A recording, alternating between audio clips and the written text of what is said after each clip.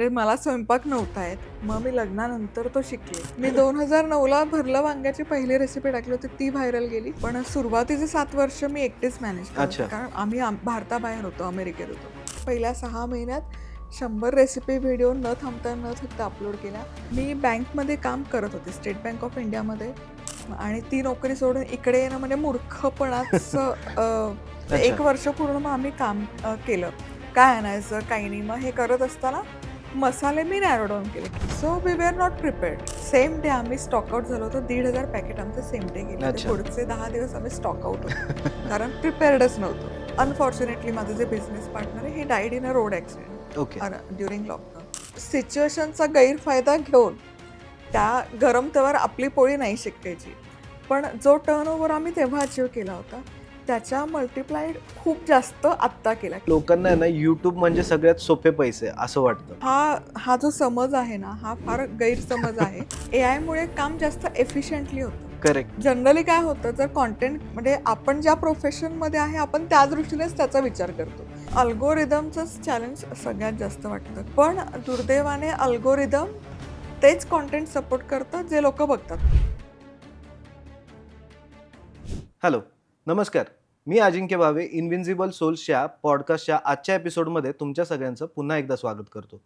आज आपल्यासोबत तुम्ही ऐकलंच असेल मधुराज रेसिपी, त्याच्या उद्योजिका मधुरा मॅम आपल्यासोबत आहेत. सो मधुरा मॅम, तुम्ही आमच्या शोवर आलात त्याबद्दल तुमचे मनपूर्वक स्वागत. Thank you so much. मॅडम, आम्ही ऐकलं होतं की लग्नाआधी तुम्हाला स्वयंपाक बिलकुल येत नव्हता आणि तिथून पुढे आता मधुराज रेसिपी सारखा एवढा मोठा ब्रँड क्रिएट करून जगभर तुमच्या रेसिपीज जातात.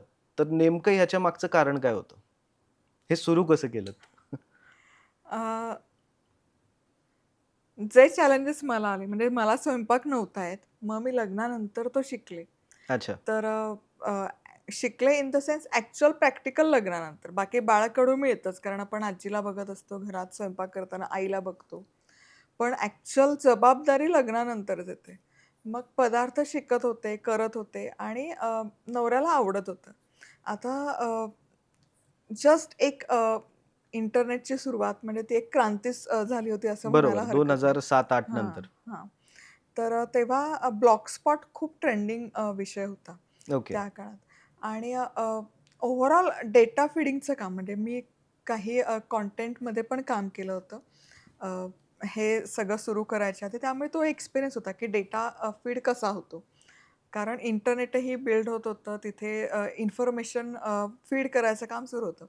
तर पदार्थांची माहिती शोधायला गेलं तर मराठी पदार्थ नसायचे अर्थातच. करेक्ट. म्हणून मग ब्लॉगस्पॉट आधी सुरू केलं 2007ला, की जे काही मी घरी करत होते, भरलं वांगं असेल, पुरणपोळी असेल, फोटो काढायचा, जितकी माहिती असेल तितकी लिहायची आणि असं सलग 2 वर्ष केलं.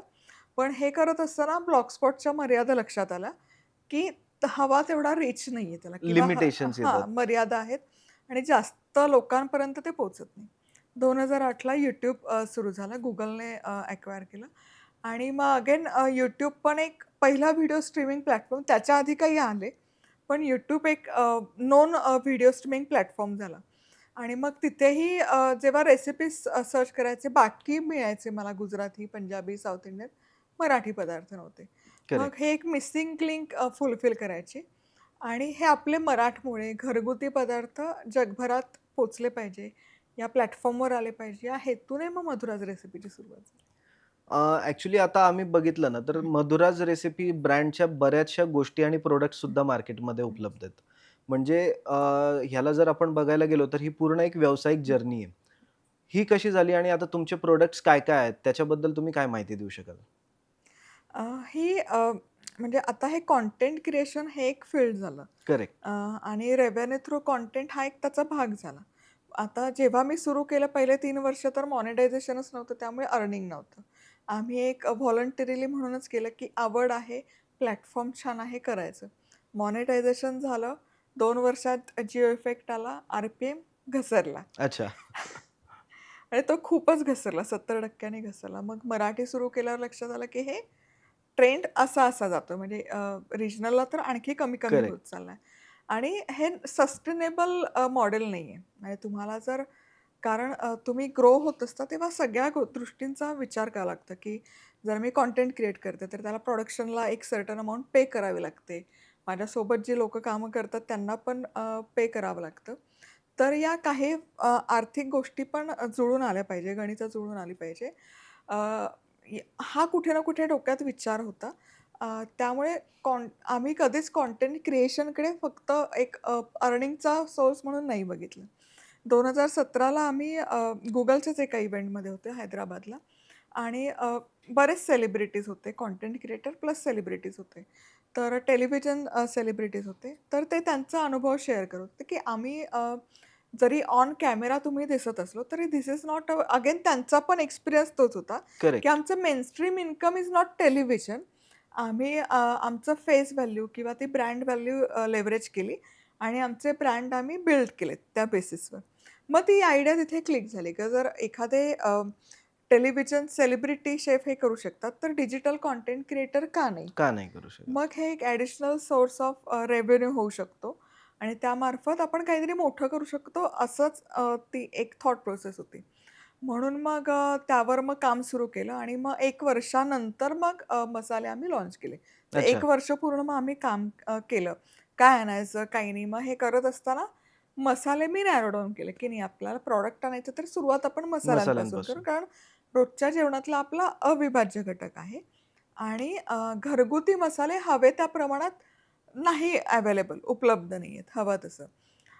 पण अर्थात आमचं ते बूटस्ट्रॅपिंग नव्हतं. फंड थ्रूच झालं होतं. त्यामुळे you are answerable. Correct. Fund raising आहे त्यामुळे खूप साऱ्या गोष्टी असतात. तर ती लोकं तयार नव्हती. म्हणजे मसाले म्हणलं की आपल्याला पावभाजी मसाला, सांबार मसाला, किचन किंग मसाला हे माहिती आहे. चाट मसाला.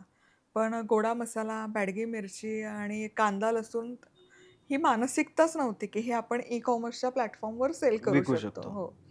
त्यामुळे ते कन्व्हिन्स करायलाही बराच कालावधी गेला. मग ते झाल्यानंतर फंड रेझिंग झालं आणि मग अर्थात ज्या लोकांसोबत मी काम करतो ते अमराठी लोकं होते. त्यामुळे दे वर डिसअपॉइंटेड, की हे काय काळा मसाला कोण घेणार? गोडा मसाला कोण घेणार? मग ते त्यांचा मार्केट रिसर्च घेऊन आले, की नाही म्हणे तुझं तू कर लॉन्च पण पहिले 500 पॅकेट्सच्या वेळेला 6 महिने तुला वाट बघावीच लागेल. अच्छा. So we were not prepared. आम्ही आता एक्सपर्ट टीम तिथे बसवली आणि त्यांचं एस्टिमेट हे आहे. मसाला लॉन्च केला आणि बेसिक घरगुती मसाला ई-कॉमर्सच्या प्लॅटफॉर्मवर ₹80 चं शिपिंग देऊन सेम डे आम्ही स्टॉक आउट झालो होतो. 1,500 पॅकेट आमचे सेम डे गेले होते. अच्छा. पुढचे 10 दिवस आम्ही स्टॉक आउट होतो. कारण प्रिपेअर्डच नव्हतो. सो ही ॲक्चुअल एक बिझनेस म्हणून बघायची प्रोसेस तिथून तिथून कॉन्फिडन्स आला आणि तिथून सुरुवात झाली. ओके. जनरली काय होतं ना, आपल्याला एखादी गोष्ट लक्षात आली, की आता सपोज तुमचा स्टॉक आउट झाला. त्याच्यानंतर तुमच्या लक्षात आलं, की आता मार्केटमध्ये याची रिक्वायरमेंट आहे. मग त्याच्यानंतरचं प्रिपरेशन कसं केलं? त्या अर्थात नवीन असतं 0 टू 1 जेव्हा जातं आपण तेव्हा खूप अभ्यास करावा लागतो, सर्च करावा लागतो, स्टडी करावा लागतो आणि मेहनत खूप घ्यावी लागते. तर आम्ही तेच करतोय, की एक व्हिजन मोठं होतं, की करताना मग आम्ही रिटेल ट्रेड केलं, मॉडर्न ट्रेडला गेलो होतो. त्यामध्ये बिग बाजारला गेलो होतो. रिलायन्स ट्रेंड आहे. रिटेलमध्ये पण गेलो होतो. पण अगेन चॅलेंजिंग असतं बिझनेस करणं हे सगळेच एक्झॅक्टली, सांगतात. एक्झॅक्टली. लॉकडाऊन लागला. अनफॉर्च्युनेटली माझे जे बिझनेस पार्टनर आहे, he died in a road accident okay. During lockdown. आता हे ही वॉजंट जस्ट बिझनेस पार्टनर, ते CEO पण होते त्याच कंपनीचे. ही त्यांची व्हिजन होती, की ई-कॉमर्स हे व्हर्टिकल कंटेंट क्रिएटरसोबत सुरू करून ते एका वेगळ्या स्केलला आणायचं. ही ताकद त्यांच्याकडे होती, स्ट्रेंथ होती. पण अनफॉर्च्युनेटली पुढे जे करतात, एकाची व्हिजन दुसरी नाही कॅरी फॉरवर्ड करू शकत. एक्झॅक्टली. त्यामुळे ते व्हर्टिकल हळू-हळू बंद झालं. पण लॉकडाऊनची अगेन फेज सगळ्यांसाठीच चॅलेंजिंग होती आणि कोणाच्या सिच्युएशनचा गैरफायदा घेऊन त्या गरम तव्यावर आपली पोळी नाही शेकायची. हे एक बिझनेस एथिक्स फॉलो करावं लागतं. म्हणून आम्ही थांबलो. वाट बघितली. सगळं व्यवस्थित त्यांनाही एक फायनान्शियल स्टॅबिलिटी येईपर्यंत आम्ही वाट बघितली. अ, जी हक्काची इन्कम होती आमची एक licensing fee fix which was around 7 digit. त्यानंतर 8 डिजिट त्यांनी ऑफर पण दिली होती टू स्टे बॅक, पण आम्ही त्या सगळ्या नाकारल्या. म्हणजे अच्छा. ती हक्काची होती ऑन पेपर, ती पण नाही घेतली. पण कारण बिझनेस करताना थोडे एथिक्स जपावे असं वाटतं एक्झॅक्टली. आणि एखाद्याच्या वाईट परिस्थितीचा गैरफायदा करून घेऊ नये. मग 4 वर्षाचा कालावधी गेला याच्यामध्ये आणि मग गेल्या वर्षी मग आम्ही सगळं लीगल फॉर्मॅलिटीज आणि हे सगळं कोप अप करून झिरोतून पुन्हा सुरुवात केली. पुन्हा मसाले आणि मग इतर किचन प्रॉडक्ट्स. अ, पण हां, हे मला सांगायला आवडेल कारण मसाले आम्ही जेव्हा लॉन्च केले 2018ला तेव्हा क्रिएटर इकोसिस्टमचा टिपिंग पॉइंट होता तो. बरोबर. लॉकडाऊन आणि ते सगळं टिपिंग पॉइंट होता. पण आता त्यानंतर 4 वर्षाचा गॅप नंतर आत्ताही सुरू केलं. पण जो टर्नओव्हर आम्ही तेव्हा अचीव्ह केला होता, त्याच्या मल्टिप्लाइड खूप जास्त आत्ता केला, की जेव्हा आता क्रिएटर इकोसिस्टम खूप कॉम्पिटिटिव्ह आहे, खूप सॅच्युरेटेड आहे. करेक्ट. स्टिल हा फरक एक बघायला मिळेल. आपण हं, बघतो ना, की प्रत्येकाच्या लाईफ जर्नीमध्ये काही ठिकाणी अडथळे येतात. जसं की तुम्ही हं. एक अनुभव आता शेअर केलात. पण असा कधी अनुभव आलाय का, की तुम्हाला असं वाटलं, की बाबा हे अपयश आपल्यासाठी खूप जड जाणार आहे किंवा आता थांबलं पाहिजे. तर त्या सिच्युएशनमधून तुम्ही कसं ओव्हरकम केलंत? थांबणं हा ऑप्शन नसतो टू बी ऑनेस्ट. थांबणं म्हणजे एखादे बिझनेस करताना तर नाही. अ, एकतर मार्ग काढावा लागतो. 3च पर्याय असतात. काही गोष्टी सोडाव्या लागतात. त्या तिथे मग तक्रार करून काही पॉइंट नसतो. You should learn to let it go. Right. Business करताना, की जे हातात नाहीये ते सोडून द्यायचं. दुसरी गोष्ट मार्ग काढावे लागतात आणि तिसरी गोष्ट डिसिजन मेकिंग आणि सगळ्यांना शुभेच्छा देत हे सगळं पार पाडणं फार गरजेचं असतं. तर तुम्ही एका स्केलेबल काय म्हणू पोझिशनपर्यंत जाऊ पोझिशनपर्यंत जाऊ हां. शकता. अ, आजकाल काय झालंय माहिती आहे का? लोकांना आहे ना YouTube म्हणजे सगळ्यात सोपे पैसे असं वाटतं. पण कंटेंट क्रिएट करतानाची लागणारी मेहनत किंवा एखादी रेसिपी ज्यावेळेस तुम्ही लोकांसमोर मांडता, त्याच्या आधीचं प्रिपरेशन ह्याच्याबद्दल नेमकं काय सांगू शकाल? असं म्हणजे हा हा जो समज आहे ना, हा फार गैरसमज आहे. कारण एक कदाचित मी जेव्हा सुरू केलं तेव्हा मी म्हणू शकेल, की घरात जे होतं त्याच्यात मी केलं. आता करेक्ट, तसं नाही. Now it has become competitive आणि त्यात तुम्हाला खूप मेहनत आहे. करेक्ट. म्हणजे 1 मिनिटाची रील करायला तितकीच मेहनत आहे, जितकं तुम्हाला 10 मिनिटाचा व्हिडिओ कंटेंट जनरेट करायचं आहे. 1 मिनिटातही अपेक्षा एवढ्या लोकांच्या, की 1-1 सेकंदाला ती फ्रेम बदलत राहिली पाहिजे. याच्यामध्ये मानसिक एकतर तुमचं खूप इन्व्हेस्टमेंट असते, बौद्धिक इन्व्हेस्टमेंट असते, फिजिकल एफर्ट्स असतात, टीम एक लागते त्याला. हे सगळं जर व्यवस्थित प्रोफेशनली न्यायचं असेल, तर आत्ता या मोमेंटला इन्व्हेस्टमेंट लागते करेक्ट. आणि ॲट धिस मोमेंट शॉर्ट व्हिडिओचे प्लॅटफॉर्म काही देत नाही, पे नाही करत आणि लाँग फॉर्मॅट आहे, त्याचाही आर-पी-एम खूप कमी होत जातोय. कमी होत जातोय. जो आधी होता आणि तो आत्ता आहे आणि तो ऑफकोर्स एखादी गोष्ट जेव्हा नवीन येते तेव्हा ते प्रॉडक्ट असतं आणि जेव्हा जसं कॉम्पिटिटिव्ह होत जाते, कमॉडिटी होऊन जाते, की करेक्ट. सगळ्यांना उठून आता उठलं फूड की जसं आपण ब्रश करतो तसं पहिला तसं फोन झालंय. लागतो. When it turns into commodity त्याच्या प्राइसेस आपोआप घटत जातात, डिक्लाइन होत जातात. तसंच कंटेंटचा रेव्हेन्यूचा आहे. त्यामुळे प्युअरली रेव्हेन्यू थ्रू कंटेंट हे डोक्यात ठेवून तर आता म्हणजे मी तर नाहीच कोणाला रिकमेंड करेन. एक्झॅक्टली. तुमच्याकडे आता आणि इट्स हाय टाईम आता सगळं सगळ्यांकडे आहे. इन्फॉर्मेशन आहे, कंटेंट क्रिएट कसं करायचं, कुठला प्लॅटफॉर्म कसं तर म्हणजे जसं तुम्ही करताय, की तो एक माइंडसेट हवा.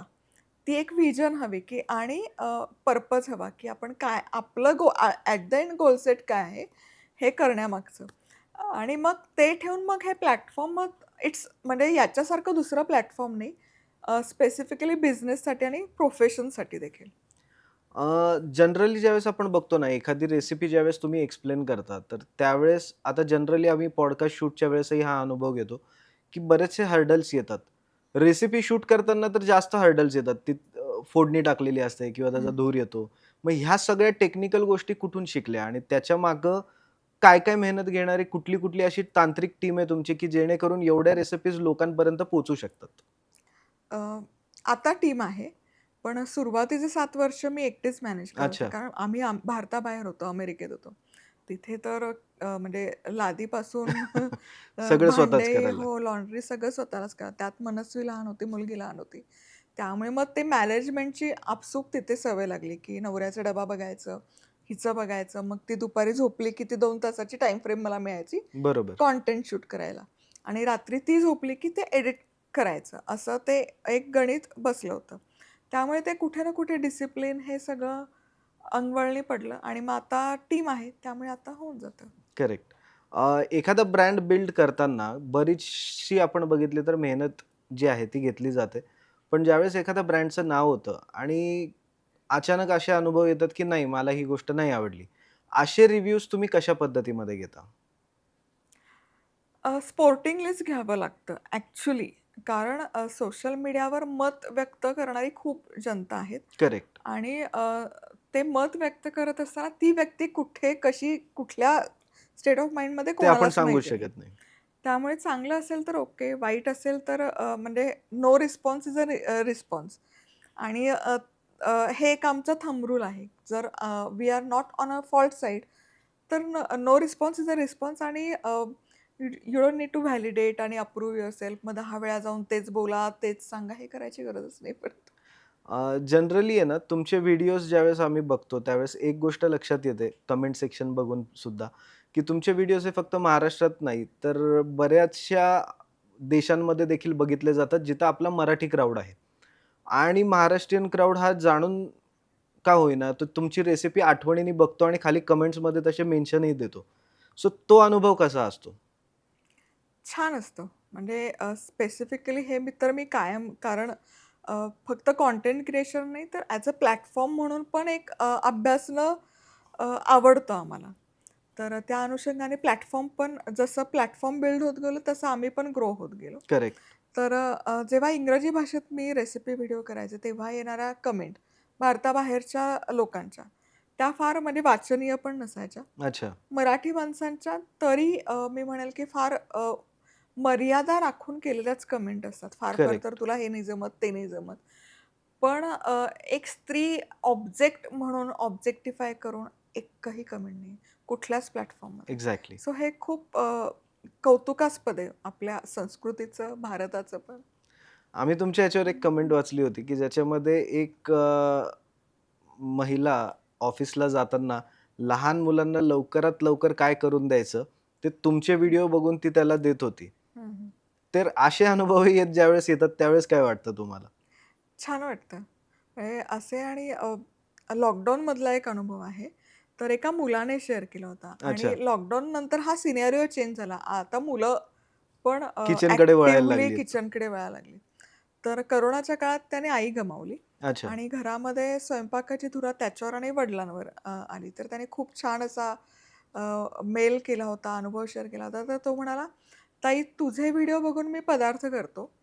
पण मला असं वाटतं, की माझी आईच इथे उभी आहे आणि ती मला पदार्थ शिकवते." सो आत्तापर्यंत तुमची गाजलेली अशी कुठली रेसिपी आहे, की ज्याच्याबद्दल खूप लोकांकडनं तुम्हाला कमेंट्स आल्यात किंवा बऱ्याच ठिकाणी गेल्यानंतर तुम्हाला विचारलं जातं, अशी कुठली रेसिपी आहे का?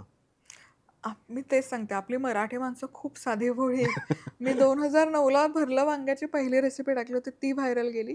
मराठी चॅनलला पण तीच रेसिपी टाकली होती, ती व्हायरल गेली.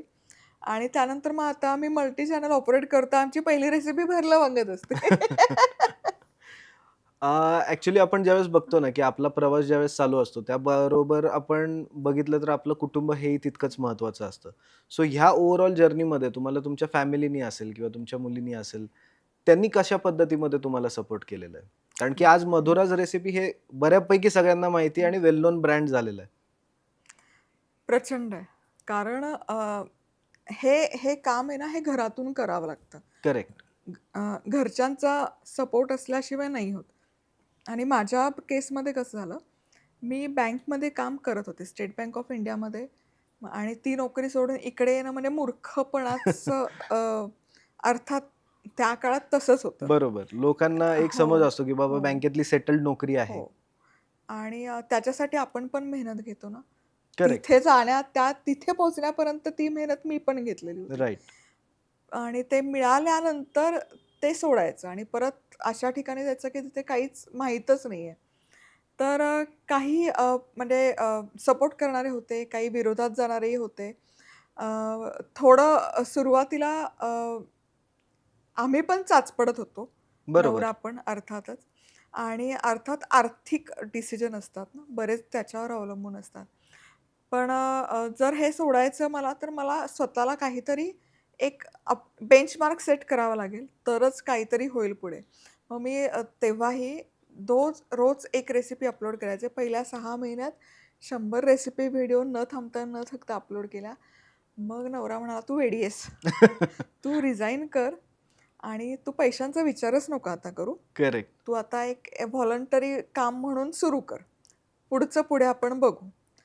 पण हे जे आपण फॅमिलीचा सपोर्ट म्हणतो. पण त्या 6 महिन्यानंतर पहिला माझा वाढदिवस होता जानेवारी 2010ला. नवऱ्याने डोमेन रजिस्टर केलं. अच्छा. नवऱ्याने वेबसाईट बिल्ड केली, madhurazrecipe.com. मराठी पदार्थांची पहिली ऑफिशियल वेबसाईट आहे ती खाद्यसंस्कृतीची. अ, अ, प्रो कॅमकॉर्डर घेतला. तेव्हा डी-एस-एल-आर नव्हते. करेक्ट. प्रोफेशनल कॅमकॉर्डर घेतला आणि माईक, जो लेपल माईक अजूनही प्रोफेशनली फार गाजतो, सेनहायझर. करेक्ट. त्या काळात तेव्हा इन्व्हेस्ट केली होती. म्हणजे हा प्रोफेशनल सेटअप केला होता. मग तेव्हापासून आम्ही मग मागे वळून नाही बघितलं. मग मुलांचाही सपोर्ट आहे, नवऱ्याचाही आहे. जनरली ज्यावेळेस आपण कंटेंट क्रिएशन्स बघतो ना, की आपण एक काहीतरी साठा ठेवून चालतो, की एवढा कंटेंट आपल्याकडे रेडी असेल, तर आपल्या पुढच्या 1-2 महिन्याचा टाईम फ्रेम त्याच्यामध्ये जातो. पण तुमच्या रेसिपीज आम्ही बघतो कधी-कधी दर दिवसाला सुद्धा अपलोड होतात. हं. सो तुमचा किती बॅकअप आहे असा आणि तुम्ही अजून किती रेसिपीजचे व्हिडिओ तयार ठेवलेले आहेत? 2 महिन्यांचा असतो. ओके. 2 महिन्यांचं कंटेंट क्रिएट करून ठेवते. जेणेकरून मग फॅमिलीला वेळ देता येतो किंवा बाकी इतर गोष्टींनाही वेळ देता येतो. आणि आता एक 18-19 वर्ष झालं त्यामुळे ते अंगवळणी रुटीन बसलंय, एक्झॅक्टली. की महिन्यातले एक 3-4 दिवस झाले, की 1 महिन्याचं कंटेंट होतं शूट. आत्तापर्यंत अशी कधी संधी आली आहे का, की एखाद्या मोठ्या ब्रँड डीलनी तुम्हाला अप्रोच केलेलं आहे, की मधुराज रेसिपी किंवा मधुराज किचन ह्याच्यासाठी तुम्ही ती संधी स्वीकारावी, पण काही इथिक्समुळे तुम्ही संधी नाकारली, असं कधी झालंय? अशा भरपूर आहेत. For example? ब्रँड्स तर आहेत, पण मीडियाच्या पण माझ्या खूप हे झाल्यात. म्हणजे स्पेसिफिकली लॉकडाऊनच्या वेळेत इकॉनॉमिक टाइम्स आहे किंवा टाइम्स ऑफ इंडिया आहे. सो हे फार पुशी असायचे, की एक्झॅक्टली. तुमचं आम्हाला इन्कम सांगा किती आहे. आणि मग आपण रँडम सांगतो 5 डिजिट आहे, 6 डिजिट आहे. तर ते ॲग्री नाही व्हायचं. नाही आम्हाला फिक्स अमाउंट सांगा. म्हटलं मी नाही सांगू शकत कारण हे फार फ्लेक्सिबल आहे. एक्झॅक्टली. सीझन वाईज आर-पी-एम बदलतो. मी माझ्या ह्यांनी कन्व्हिन्स करायचा. पण काही जर्नलिस्ट त्यांचं दे वर नॉट कन्व्हिन्स. ते खूप चिडले हां. आणि माझे इकॉनॉमिक टाइम्स, टाइम्स ऑफ इंडियाचे इंटरव्ह्यू नाही पब्लिश झाले. अच्छा. पूर्ण लास्ट स्टेजला जाऊनही. आता आपण जर बघायला गेलो ना, तर हा जो आत्ताचा टाईम चालू आहे, हा आलेला आहे एआयचा, ज्याला की आपण आर्टिफिशियल इंटेलिजन्स म्हणतो. बरेचसे म्हणजे आम्ही आय-टी कंपनीजमधल्या पण जे तज्ञ आहेत त्यांच्याशी डिस्कशन केलं. फूड ब्लॉगर्सशी केलं, काही सेलिब्रिटीजशी केलं. त्यातनं आम्हाला एक गोष्ट निदर्शनात येते, की प्रत्येकाला एक भीती आहे, की एआयमुळे आपलं काम कमी होणार आहे. हं. तुमचं त्याच्यावर मत काय? कारण की आपण जर एआयवर एखादी गोष्ट टाकली, तर अख्खी रेसिपी आपल्याला तयार होऊन मिळते. हं. सो तुम्ही त्याच्याबद्दल काय सांगू शकाल? मला असं वाटतं ना, भीती बाळगण्यापेक्षा ना, त्याच्यासोबत मैत्री केलेली कधी चांगलं. हो, कारण आता आम्ही बघतोय, एआयमुळे काम जास्त एफिशियंटली होतं. करेक्ट. जनरली काय होतं, जर कंटेंट म्हणजे आपण ज्या प्रोफेशनमध्ये आहे, आपण त्या दृष्टीनेच त्याचा विचार करतो, की मी कंटेंट क्रिएटर आहे, तर मग मी एआयचा वापर माझी एक डमी मॉडेल क्रिएट करेल आणि तिच्या through AI through content generate करेल. राइट. तर हा अप्रोच न ठेवता, कारण इट्स अ फूड, तिथे रिअलिस्टिकच लागतं, जरी ते असलं. पण बाकी गोष्टी आहेत, जसं एडिटिंगमध्ये खूप मदत मदत होते. होते. कंटेंट रायटिंगमध्ये मदत होते, कमेंट रिप्लायजमध्ये होते. त्यांचे खूप सारे टूल्स आहेत, जे तुम्हाला प्रोफेशनली आणि ऑफिशियल स्किलला ऑर्गनाइज करायला, नोट्स काढायला, बाकी गोष्टी, टीम मॅनेज करायला. सो मला असं वाटतं, की एफिशियन्सी वाढवण्याच्या दृष्टीने नथिंग लाइक एआय. जनरली ज्यावेळेस आपण बघतो ना, की आम्ही म्हणजे 2-3 हॉटेल्समधले जे उद्योजक आहेत, त्यांचेही इंटरव्ह्यूज झाले होते. तर त्याच्यामध्ये आम्हाला एक गोष्ट लक्षात आली, की फूड फोटोग्राफी जी आहे, ही कंप्लीटली वेगळी असते, जी की रेग्युलर फूड सर्व्ह केलं जातं त्याच्यापेक्षा. म्हणजे तिथं टेक्निकली आपण बघायला गेलं तर त्याला थोडंसं अजून अट्रॅक्टिव्ह बनवलं जातं आणि ओव्हरऑल त्या पद्धतीमध्ये सर्व्ह होत नाही. तुमच्या रेसिपीजमध्ये अशाच गोष्टी असतात, की तुम्ही जे ॲक्चुअली दाखवतात तेच तुम्ही रेसिपी म्हणूनही वापरता? ॲक्चुअली डिजिटल प्लॅटफॉर्म रॉ त्याच्यासाठीच ते चालतात, कारण ते कनेक्ट होतात आणि हे सुरू करायचं पण हेतू तोच होता. कारण तेव्हा टेलिव्हिजन इंडस्ट्री आणि रेसिपी शो फार बूममध्ये होते. बरोबर. जर मला करायचं तर आय नीड टू डिफरन्शिएट. कारण हे challenge as a content consumer टेलिव्हिजनचं मी पण फेस करत होते. कारण प्रोफेशनल रेसिपी बघताना ढिगभर साहित्य लागायचं. एक्झॅक्टली. ते इझिली अवेलेबल नसायचं. तर हे कुठेतरी डिफरन्शिएट करायचं, की raw is real. For digital हा एक मंत्र आहे. रॉ इज रिअल, की जितकं रॉ असेल, जितकं साधी मेथीची भाजी अशीच करतो तर अशीच. मग त्याच्यात उगाच दही घालायची गरज नाहीये, क्रीम घालायची गरज नाहीये, चीज घालायची गरज नाही. हे इतकं साधं, की साधं आणि तिथे ते डिजिटल प्लॅटफॉर्म तिथे डिफरन्शिएट करतात. ॲक्चुअली ज्यावेळेस आम्ही डिक्लेअर केलं, की मधुरा मॅम आमच्या शोवर येतात आहे, त्यावेळेस बरेच प्रेक्षकांकडनं देखील आम्हाला प्रश्न आले, की जे की तुम्हाला आम्ही विचारणार आहोत. त्यातला एक प्रश्न असा होता, की जर नवीन एखादा फूड क्रिएटर असेल, ज्याला स्वतःचं YouTube चॅनल सुरू करायचं आहे, तर त्यांनी पहिले 6 महिन्यात काय करायला पाहिजे? त्याचा तुम्ही काय सल्ला द्याल? अ, आता इट्स बिकम कॉम्पिटिटिव्ह. एक्झॅक्टली. तर मला असं वाटतं ना, की एकतर सुरू करा. फार विचार नका करू आणि राईट टाईम कधीच नसतो. तुमच्याकडे जे काही आहे त्यापासून सुरू करा. करायची जर आवड आहे तर सुरू करणं सगळ्यात पहिली गोष्ट आहे, मग ती म्हणजे सुरू करा. फास्ट तुम्हाला ब्रँड बिल्ड करायचं आहे, रील्स, शॉर्ट्स बेस्ट ऑप्शन आहे. एक्झॅक्टली. सस्टेनेबल मॉडेल हवं, की थोडे तरी आपली कॉस्ट निघाली पाहिजे. प्रोडक्शन आहे, स्टाफ आहे. तर मग फुल लाँग लेंथ किंवा फुल फॉर्म व्हिडिओज केले पाहिजे. पण त्याच्यातही तुमची फक्त कॉस्ट निघते. एक्झॅक्टली. जी प्रॉफिट तुम्ही मार्जिन हां, त्याच्यामधून हां. येत नाही. पण मग इव्हेंच्युअली एक 2-3 वर्ष त्याच्यामध्ये दिले तर leverage it for business building म्हणजे फक्त कंटेंटसाठी न ठेवता याच्यासाठी पण करू शकतो. ज्यावेळेस आम्ही तुम्हाला एंटरप्रेन्युअर म्हणून बघतो, त्याच वेळेस तुम्ही एक कंटेंट क्रिएटर म्हणून देखील आज उत्तम प्रमाणे काम करत आहात. पण स्टार्टिंगला अशा 2-3 महिन्यामध्ये कुठल्या चुका झाल्यात का, ज्या की कंटेंट क्रिएटरनी टाळल्या पाहिजेत?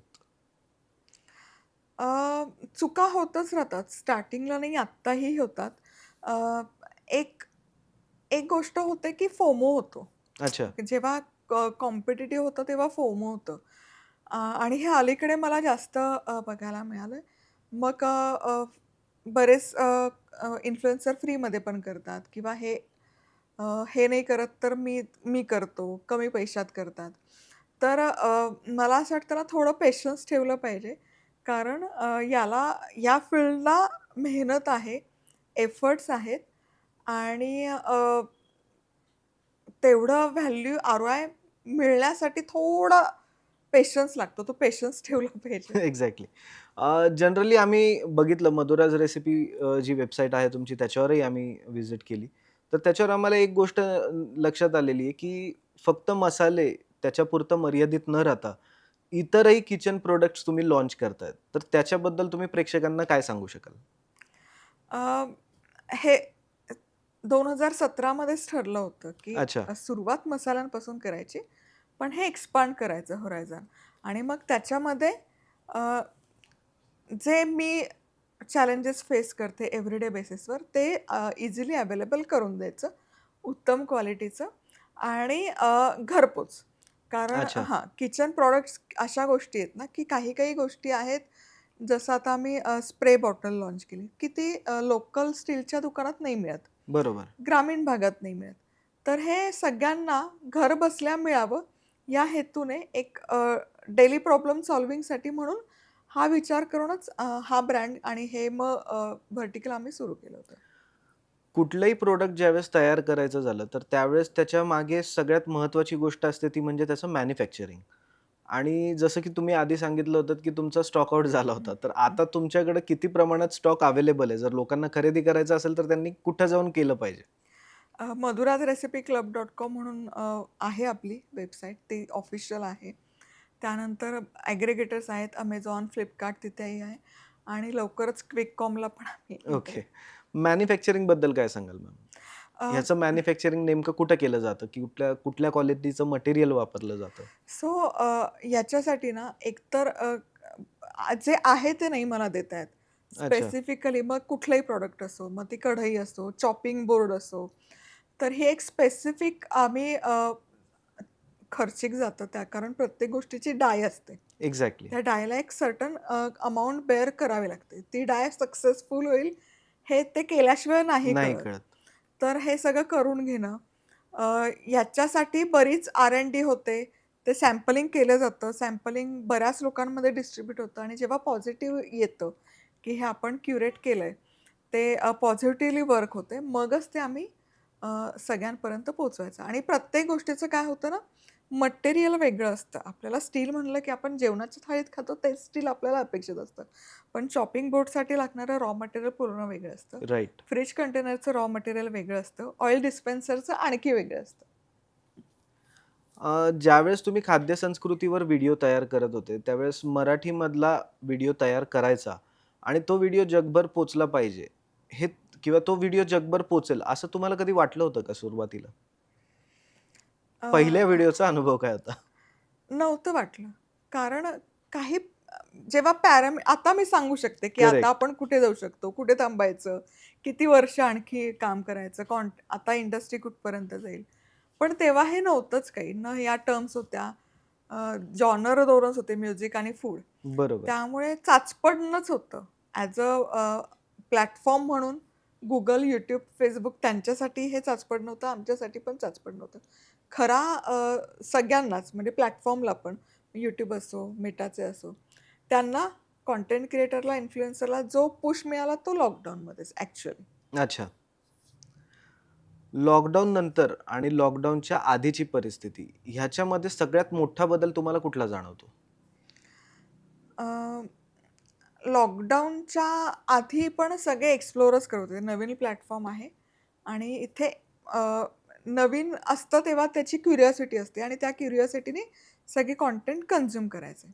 आता लॉकडाऊन नंतर घरोघरी म्हटलं तरी कंटेंट क्रिएटर झालेत, इन्फ्लुएन्सर झालेत. त्यामुळे थोडी आता ती क्रेझ म्हणजे फर्स्ट मूव्हर एक ॲडव्हांटेज असतो. तो मिळाला असं मी म्हणेल. पण आता मग ती क्रेझ की थोडी-थोडी की लोकांना आता कळून चुकले की हे थोडा वेळ जातोय. रील स्क्रोल करण्यात वेळ जातो. तो राइट. अवेअरनेस ॲक्चुअली चांगला आहे. कारण खूप वेळ जातो. तर त्या दृष्टीने लोकही पॉझिटिव्ह गोष्टींसाठी आता थोडं-थोडं म्हणजे आधी तेही चाचपडत होते ॲज अ कंटेंट क्रिएटर. पण आता ते एज्युकेशन आणि तो अवेअरनेस आलाय. त्यामुळे लोकही थोडी आता सजग झालीत. सजग झाली आहेत, की प्रत्येक आलेली बातमी खरीच असेल असं नाही. प्रत्येक जनरेट झालेला व्हिडिओ ओरिजिनल असेलच असं नाही. त्यामुळे हा अवेअरनेस आता हळू बिल्ड होतोय.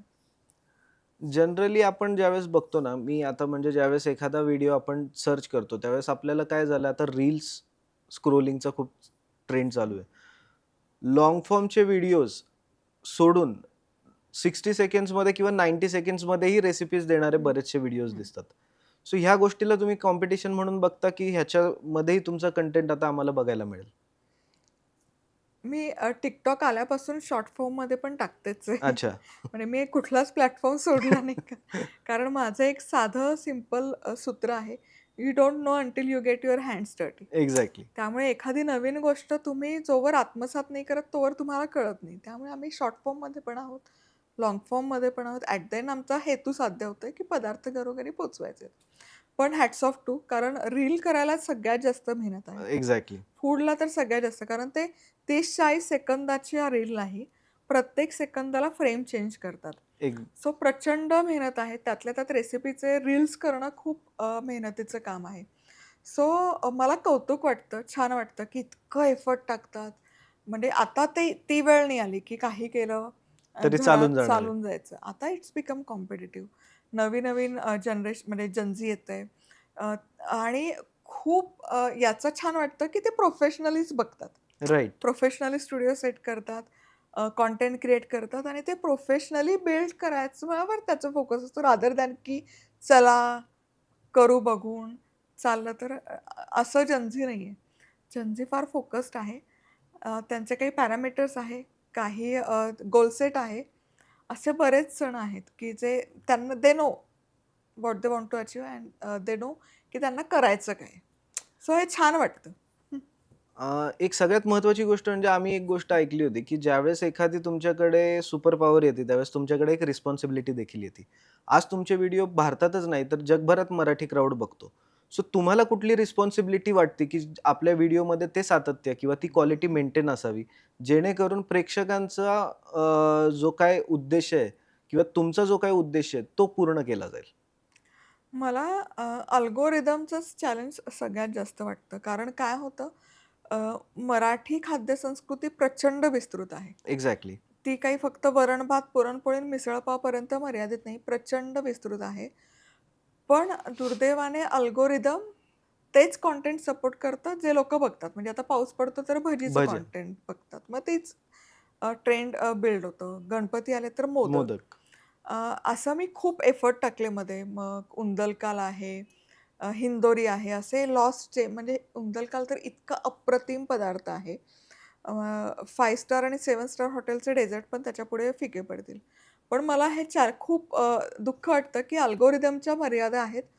त्यामुळे हे आपले इतके उत्तम ठेवा आहे पाककृतींचा, ते नाही पोहचत आहे. पण मग आम्ही ते किमान डॉक्युमेंटेशनचं काम तरी आमचं सातत्याने सुरू असतं, की जो काही ठेवा आहे, कारण ते अजूनही हवं तसं मराठी पदार्थांचं आणि खाद्यसंस्कृतीचं डॉक्युमेंटेशन नाही झालेलं. मग ते डॉक्युमेंटेशनचं काम पॅरलली सुरू असतं. आम्ही बरेचसे व्हिडिओज ज्यावेळेस बघितले, त्यावेळेस एक गोष्ट आम्हाला लक्षात आली, की अ, माहितीतून लोकांच्या विलुप्त होत असलेले पदार्थ देखील आम्हाला कधी-कधी तुमच्या चॅनलवर बघायला मिळतात. तर ह्या पदार्थांबद्दल नेमकी माहिती कुठून मिळवता आणि त्याची रेसिपीज मधुराज रेसिपीज म्हणून तुम्ही कशी लोकांसमोर मांडता? हे ना डिकोडिंग केल्यासारखंच आहे. अच्छा. म्हणजे एकतर मराठी पदार्थांवरचं प्रेम. आता बरोबर. ते जेव्हा आपण पारंपरिक पदार्थ म्हणतो, तेव्हा आपण पिढ्यांवर अवलंबून असतो, आजी-पणजी. पण त्यालाही मर्यादा आहेत. कारण पिढी एका सर्टन स्टेजपर्यंत थांबते. करेक्ट. मग दुसरा स्रोत आहे वाचन, अभ्यास करणं, संशोधन मंडळात जाणं, पुस्तकं चाळणं. अच्छा. तर हे पुस्तकं, अ, कथा आहेत जुन्या, तर त्याच्यात हे पदार्थ उलगडत जातात. याच्यात खूप छान काम आपल्या संतांनी केलंय. मग हे जे पदार्थ आहे 12व्या-13व्या शतकातल्या ग्रंथांमध्ये पण मिळतात. ओके. मग असे एक काही हटके पदार्थ असतात. मग ते शिकायला मिळतात. मग ते नाव झालं की मग त्या अनुषंगाने अच्छा, हे उंदलकाल फॉर एक्झाम्पल. मग उंदलकाल हा या पुस्तकात मला मिळालाय. तर यामागचं कम्युनिटी म्हणजे समाजनिहाय खाद्यसंस्कृती आहे करेक्ट. आपली. प्रादेशिक आहे, समाजनिहाय आहे. अच्छा, मग या कम्युनिटीची. मग या कम्युनिटीच्या अंतर्गत कोणी-कोणी रेसिपी बुक लिहिलेत, ओके. ते एक्सप्लोअर करणं, प्रकाशकांना अप्रोच करणं. मग प्रत्येक लहानातल्या ग्रामीण भागातले प्रकाशक असो, त्यांनी कुठले-कुठले पदार्थांच्या निगडीत पुस्तकं प्रकाशित केली, तो डेटा कलेक्ट करणं. असं बरंच काम सुरू असतं पॅरलली आणि मग त्यातून मग असे खजिने उलगडत जातात. महाराष्ट्रीयन खाद्यसंस्कृती असेल, आपण जर बघितलं तर आज जगभरात महाराष्ट्रीयन खाद्यसंस्कृती ओळखली जाते प्रामुख्याने ती मसाल्यांमुळं. पण बरेचसे विदेशी खाद्यप्रकार असे आहेत, की ज्याच्यामध्ये कमीत कमी प्रमाणात किंवा न प्रमाणात आपण म्हणू मसाल्यांचा वापरच हं. केला जात नाही. सो असे कुठले पदार्थ कधी एक्सप्लोर केलेत का? अ, आपल्याकडे पण अलीकडे मसाले म्हणजे जसं व्यापारीकरण व्हायला लागलं, ट्रेडिंगसाठी लोकं यायला लागली, तेव्हा मसाले भारतामध्ये यायला लागले. करेक्ट. पण तोवर आपल्याकडे पण काळी मिरी, जिरं असं जुजबी पदार्थ मसाले म्हणून वापरायचे. तर काळी मिरीमध्ये ताजी मिरी जास्त वापरायची म्हणजे हिरवी मिरचीचा जो उल्लेख आढळतो, तर त्याने तिखटपणा यायचा. बरोबर. तर आपले जे मूळ अगदी फार जुने नाही, अगदी 16व्या शतकातले 17व्या शतकातले जरी पदार्थ बघितले, जसं ठोंबरा आहे, बुळगा आहे, पिठोणे आहे, त्यामध्ये मसाल्यांचा वापर नाहीये. अच्छा. मसाला पदार्थांची पुस्तकं पण जी प्रकाशित झाली, त्यामध्ये पण मसाल्यांचा फार वापर नाही. फार-फार तर ओली मिरची आणि काही ठराविक खडे मसाले. त्यामुळे आपणही फार असे सात्विक पदार्थ खात होतो. अर्थात व्यापारीकरणामुळे ते मसाले आले, मग त्याचा वापर आपण करायला सुरुवात केली. पण अर्थात जरी मसाल्यांचा वापर नाही केला, तरी तो पदार्थ तितका रुचकर लागतो. म्हणजे वरण-भाताचंच उदाहरण घ्या, ते बरोबर. रुचकरच होतं. आणि परकीय त्यांचं खाद्य संस्कृतीच तशी विकसित झाली आहे, की सॅलडवर जास्त भर असतो एक्झॅक्टली. आणि तळणीवर नाही. मग मिठाचा उकळून तयार कमीत करणं. इधर बॉइल्ड म्हणण्यापेक्षा रोस्टेड पदार्थ, मीठ कन्झम्पशन जास्त आहे. त्यामुळे मग रोस्टेड पदार्थ, मीठ पण कमी. हे अमेरिकेचं झालं. पण सगळेच परकीय प्रांत असे नसतात. आता मेक्सिकोमध्ये गेलं, मिडल ईस्टर्न क्युझिन, तर बऱ्यापैकी आपले मसाले आणि त्यांचे मसाले सेम आहेत. सेमच असतात. जनरली आपण आता इंडियामध्ये जर बघायला गेलो ना, तर आपल्या इथे पण आधी आहे ना, रेस्टॉरंट्सला काही लिमिटेशन्स होते. पण आता जिथं मल्टी क्युझिन रेस्टॉरंट्समध्ये जर आपण बघायला गेलो, तर तिथं थाई फूड अवेलेबल असतं, इंडोनेशियन असतं, मलेशियन फूड अवेलेबल असतं.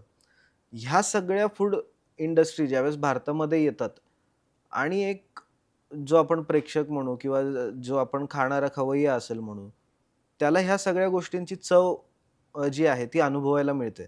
त्यावेळेस तुम्ही ह्या गोष्टींकडे कसं बघता, की आता फूड इंडस्ट्री एवढी वेगाने वाढतीये. सो तुम्ही कुठल्या नवीन फूड रेसिपीज घेऊन येणार आहात का आता? मला एक्सप्लोअर करायला आवडतं, त्यामुळे मी ट्राय करते.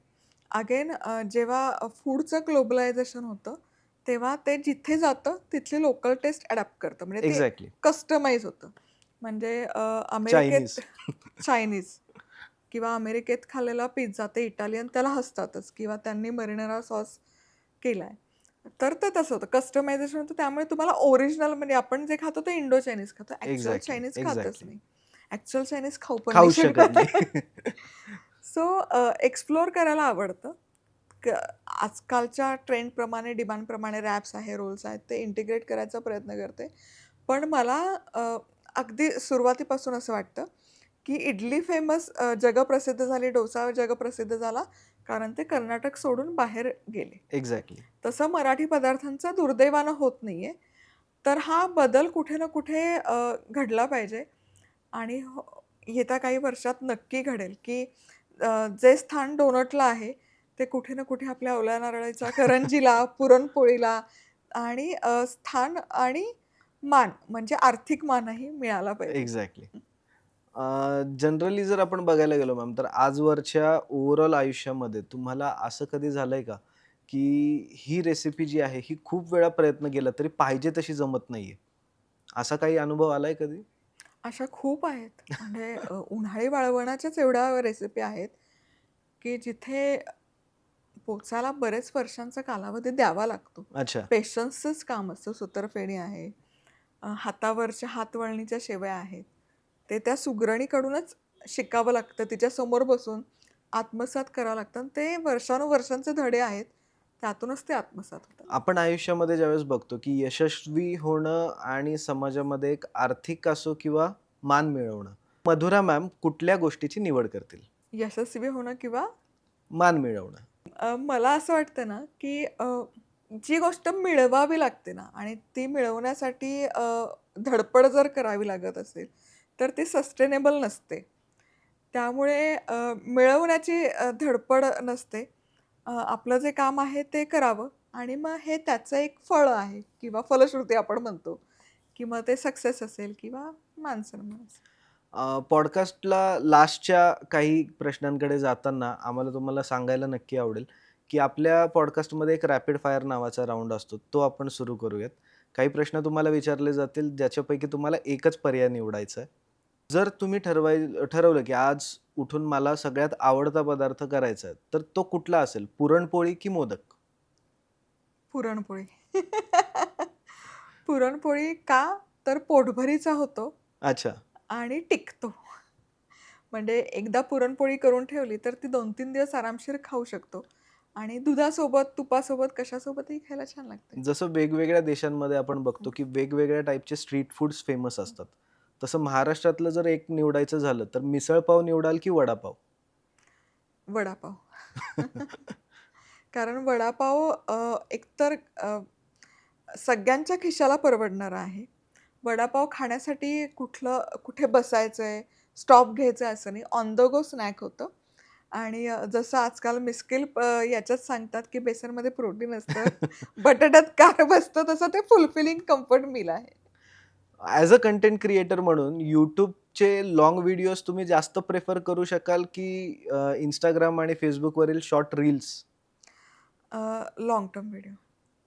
कारण व्ह्यूज जरी कमी असले लाँग फॉर्मला, तरी इम्पॅक्ट जो लाँग टर्म इम्पॅक्ट राहतो, तो लाँग फॉर्मचा राहतो. आजकाल आपण ज्यावेळेस ऐकतो की घरचं फूड हे आपण मोस्टली बाहेरनं मागवतो, कारण होममेड हं. फूड आपण ऑर्डर करतो. सो रेस्टॉरंटमधलं बाहेरचं फूड की घरचं होममेड फूड तुमचा प्रेफरन्स कशाला असतो?